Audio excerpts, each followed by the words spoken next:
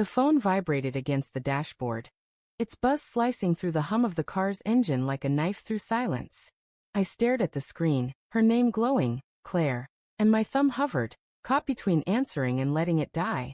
3 hours ago, she'd stood in our kitchen, her voice cold as winter asphalt, saying, "The kids and I won't miss you." Those words had shoved me out the door, my suitcase half-packed, my heart a fractured thing. Now she was calling. I pressed accept, my pulse loud in my ears, and her voice came through, trembling, not with regret but something sharper. "Tom, you need to come back. Now." The highway stretched empty before me, a ribbon of black under a sky bruised with clouds. I'd been driving aimlessly, the radio off, the weight of her words looping in my mind. Our marriage hadn't been perfect. Whose is?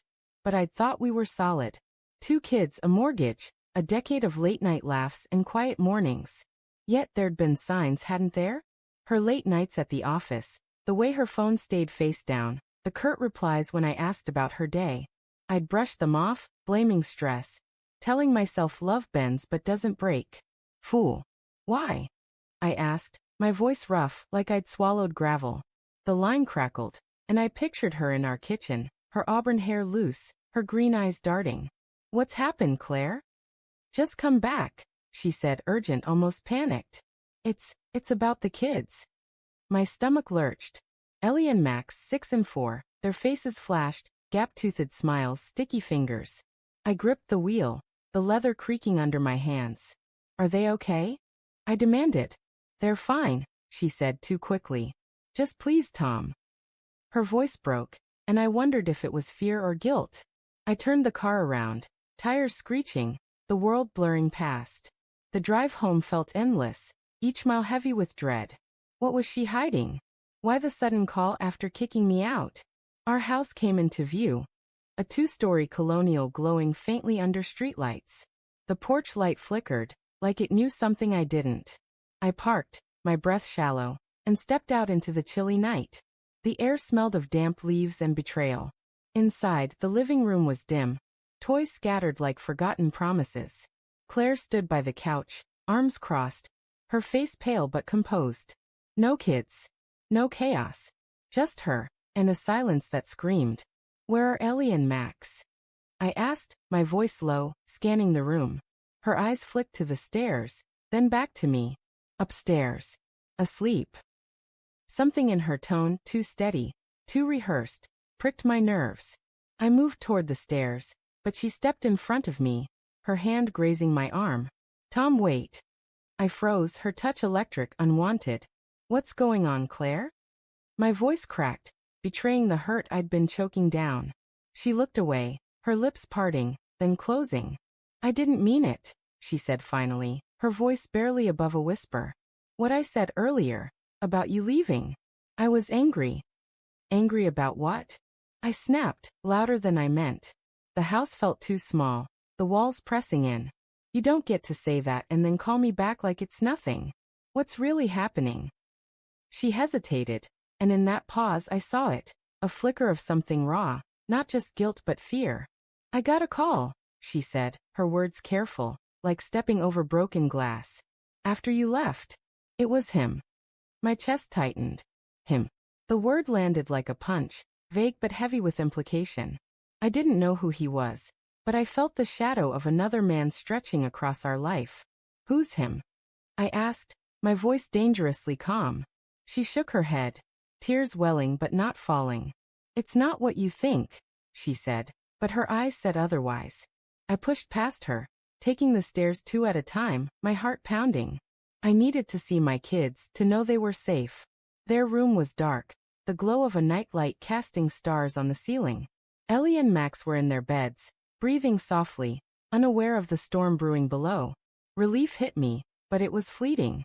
Back downstairs, Claire was by the window, staring out like she expected someone. "Talk," I said, my voice hard. "Now."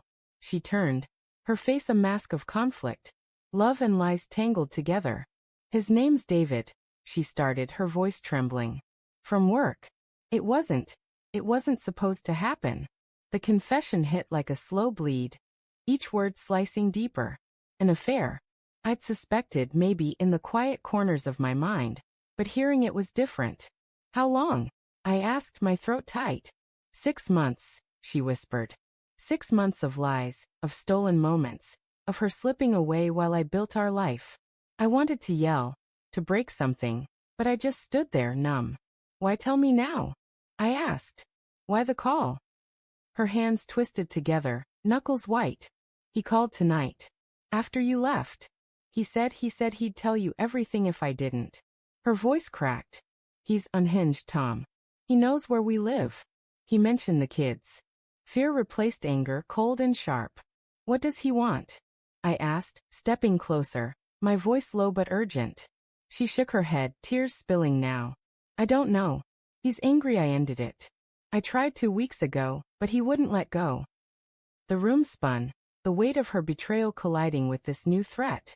I grabbed my phone, ready to call the police, but then the doorbell rang, a single, sharp chime that froze us both. Claire's eyes widened, her breath hitching.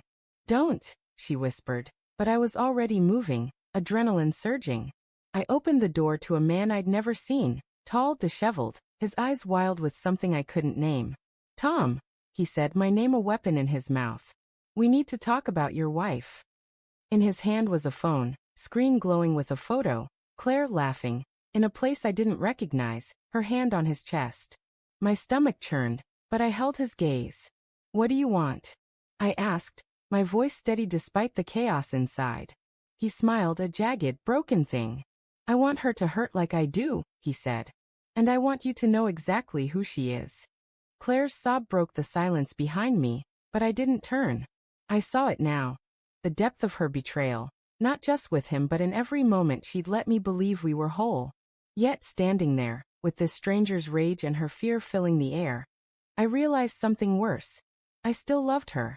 Even now, with the truth raw and bleeding between us. Get out, I said to him, my voice low, final. He laughed, bitter, and stepped back into the night. You'll see, he said, disappearing into the dark. I closed the door, the lock clicking like a gavel. Claire was crying, but I couldn't look at her. Not yet. The kids slept upstairs, unaware. The house was quiet, but the silence was a lie. I didn't know what came next, forgiveness, revenge, or something else entirely. But as I stood there, the weight of her words, the kids and I won't miss you, echoed, now laced with a truth I couldn't unhear. She'd broken us, and someone else wanted to break us more. The phone rang again, his number this time, and I let it ring, the sound a warning of the storm still to come.